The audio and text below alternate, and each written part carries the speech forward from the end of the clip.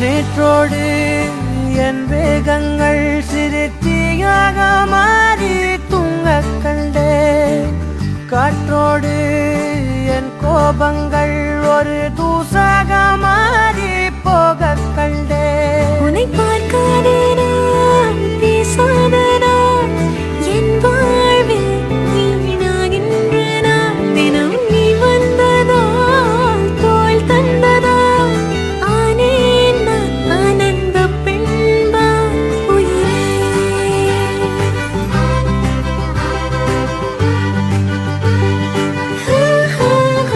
எதுவரை போகலாம் என்று நீ சொல்ல வேண்டும் என்றுதான் விடாமல் கேட்கிறேன்.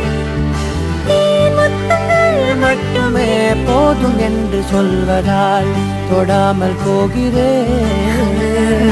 உன்